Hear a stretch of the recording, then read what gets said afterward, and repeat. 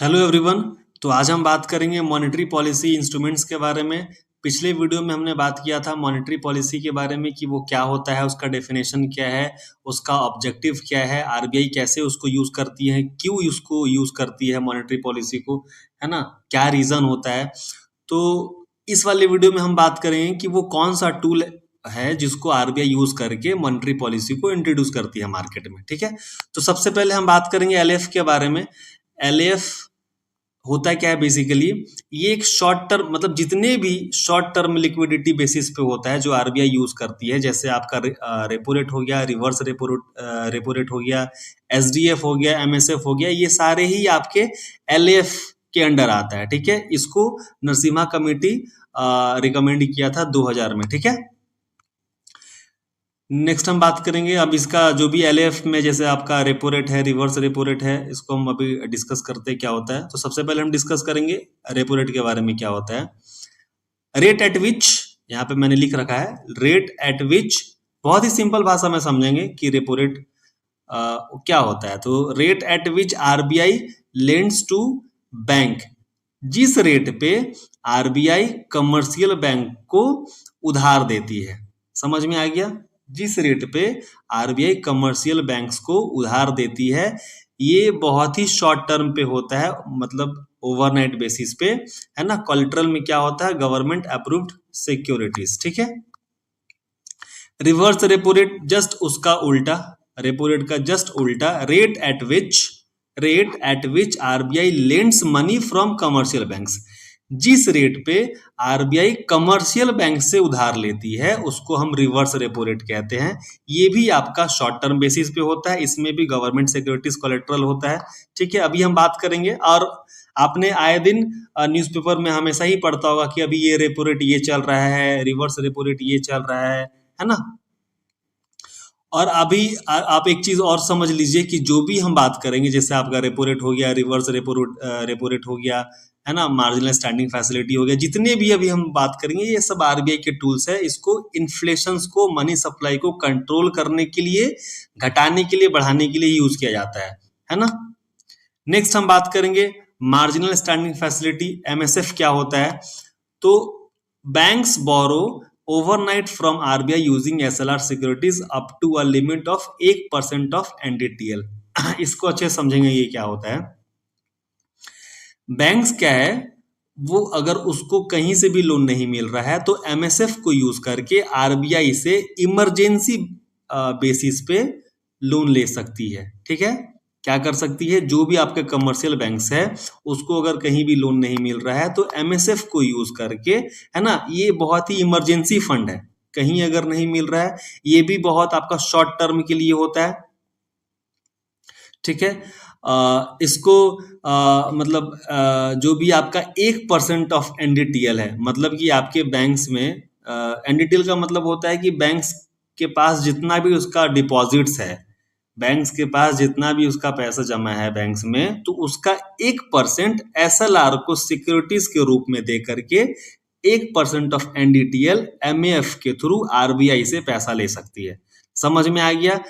MSF का rate क्या है, तो इसका है +25 बेसिस पॉइंट, मतलब कि अगर आपका रेपो रेट 6.5% है तो आपका एमएसएफ 6.75% होगा। जितना भी आपका रेपो रेट है उसका 0.25% एमएसएफ का इंटरेस्ट ज्यादा होगा।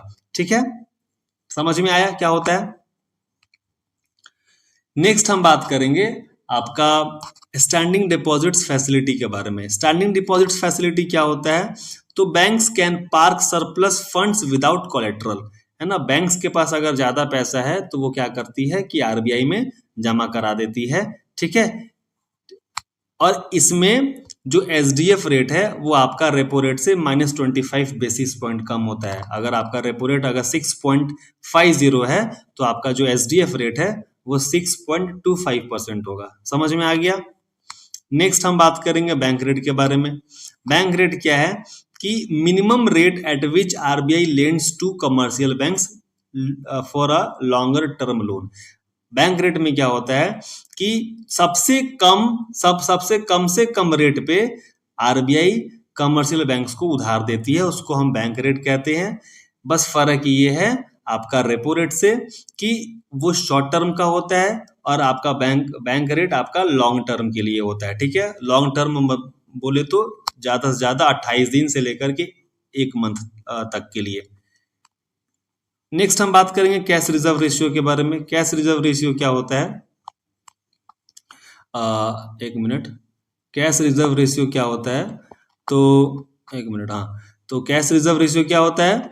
ये आपका, हाँ, यहाँ पे मैंने लिख रखा है portion of net demand and time liabilities NDTL that banks must keep in cash with RBI। जितने भी बैंक्स के पास टोटल डिपॉजिट्स है उसको हम बोलते हैं NDTL, मैंने आपको अभी बताया।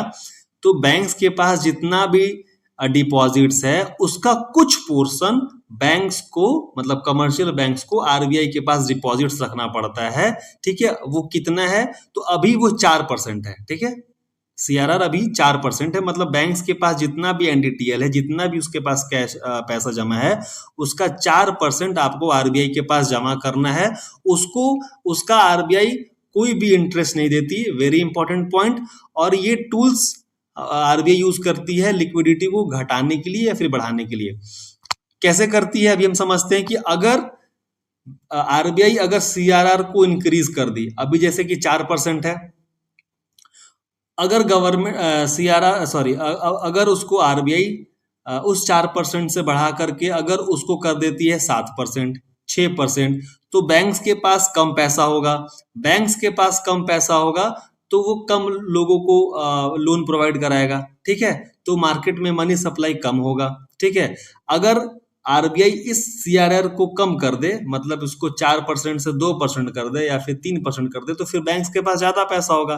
बैंक्स के पास ज्यादा पैसा होगा तो फिर वो ज्यादा लोगों को लोन प्रोवाइड कराएगा। ज्यादा लोगों को लोन प्रोवाइड कराएगा तो मार्केट में मनी सप्लाई ज्यादा होगा। तो इसीलिए मैंने यहाँ पे लिख रखा है कि higher CRR less money for banks to lend if CRR increases inflation decreases. अगर हम CRR को इंक्रीज करेंगे तो हमारा इन्फ्लेशन मतलब महंगाई डिक्रीज होगा। अभी मैंने बता दिया कि अगर CRR अगर हम 4% से 6% कर दे, मतलब CRR को हमने इंक्रीज कर दिया, तो इन्फ्लेशन क्या हो जाएगा? डिक्रीज करेगा। कैसे डिक्रीज करेगा? क्योंकि बैंक्स के पास कम पैसे होंगे उसको लोन देने के लिए। ठीक है, समझ में आया? नेक्स्ट हम बात करेंगे SLR के बारे में, स्टैट्यूटरी लिक्विडिटी रेशियो के बारे में। जस्ट लाइक आपका CRR है, उसमें क्या होता है कि RBI के पास जमा करना होता है। SLR में क्या होता है कि बैंक्स को खुद के पास जो भी NDTL का कुछ अमाउंट परसेंटेज है उसकी खुद के पास जमा करना होता है। CRR में बस फर्क ये है कि वहां पे सिर्फ कैश में जमा होता है। SLR में क्या होता है कि जो भी बैंक्स है उसको उसमें गोल्ड्स है ना, गोल्ड, गवर्नमेंट सिक्योरिटीज, बॉन्ड्स वगैरह, कैश वगैरह कुछ भी अपने पास रख सकती है। वो कितना परसेंट है अभी मैं आपको यहाँ पे बता दे रहा हूँ कि अभी करेंटली SLR आपका 18% है और CRR 4% है, अभी मैंने बताया आपको। ठीक है, तो बैंक्स के पास जितना भी NDTL है, मतलब जितना भी डिपॉजिट्स है, उसका 18% अपने पास रखना है। बैंक्स के पास खुद रखना है कितना? 18%। वो कैश में भी मतलब हो सकता है, गोल्ड में भी हो सकता है, सिक्योरिटीज, गवर्नमेंट सिक्योरिटीज में भी हो सकता है। और सबसे मेन बात कि इस पे SLR पे बैंक्स को इंटरेस्ट भी मिलता है। CRR पे इंटरेस्ट नहीं मिलता है, SLR पे इंटरेस्ट मिलता है। ठीक है, बहुत इंपॉर्टेंट है। अभी मैंने यहाँ पे लिख रखा है maintain with bank itself not with RBI के पास नहीं रखना होता है SLR को, अपने पास रखना होता है।